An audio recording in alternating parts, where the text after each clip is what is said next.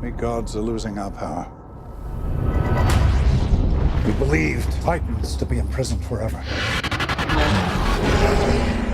Now, they're breaking free. It would mean chaos.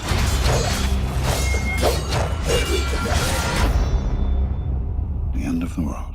Playing a character like Zeus, is it a challenge finding the balance between grandness and relatability? Can you go too big when playing a god? Yeah, I think in the first one, there was a couple of scenes I was definitely chewing the scene. Not as much as Bill Nye in this, but I thought, well, there's no point in acting grand because Jonathan's going to give you the grandness with these extraordinary sets and special effects and lightning coming out of your lightning rod. Your lightning rod. The first film, Clash of the Titans, took a little bit of flack for a difficult transfer to 3D. I understand, of course, you did not direct that film and weren't involved with it, but was anything done differently when shooting Wrath of the Titans? Clash had a very difficult task because the movie was finished and they had 6 weeks to convert it to 3D, which is an insanely short amount of time. And none of the shots were designed for 3D because they didn't know it was going to be a 3D film. On this movie, we knew from the start, so we had been designing things. Every shot, every edit knew and was designed for 3D, and also we had over a year to convert the movie. You can't even compare the two films, it's not fair. The 3D in this is completely immersive, and we focused a hell of a lot on making sure that technically it's possibly the best 3D you will see from a conversion up till this point. If Al is dead, gods don't die.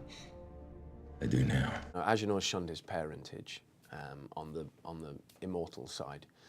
So I just wanted to make him very human, very sort of simple living person. So yeah, he's in jail, but it doesn't really fuss him. He knows he's going to live an extremely long time, outlive all the mortals in there at least.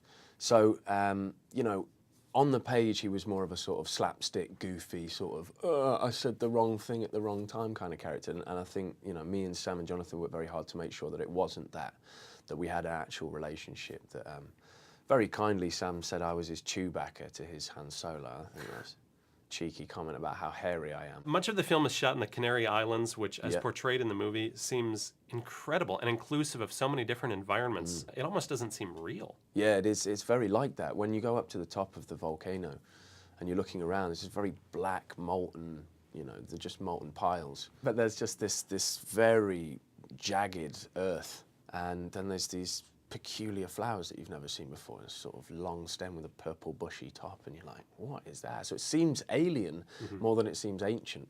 But yeah, it's a fantastic place, Tenerife. Most people go to Tenerife, I think, from England, where I'm from, and go out to the nightclubs and try and see pretty girls. But it is a beautiful island if you travel around it. Dad, I'm coming, son! Idiot! Stay there! Perseus has a 10-year-old son. Is this the first time you've been an on-screen dad? Yeah, on screen. In real life, I've got a dog. So there's some kind of parallel. For me, it would bring out the best in you. It brings out kind of not only that paternal, protective instinct, but it allows you to to humanise Perseus a bit more. In the first one, he was a wrecking ball. In this one, he's a lot more humour. He's out of whack.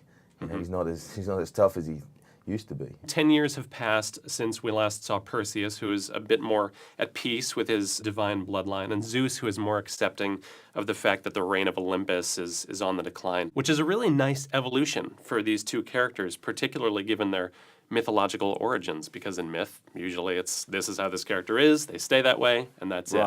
But there has been significant character change since last time we saw them. Well, I think what is great about Greek mythology is you can evolve characters because there are so many great archetypes and relationships, and also different authors of Greek mythology wrote about things in different ways. And I think what this movie, I always thought of this movie as it's the end of the gods and the beginning of man. You're sweating like a human. Next, it'll be tears. Now quiet.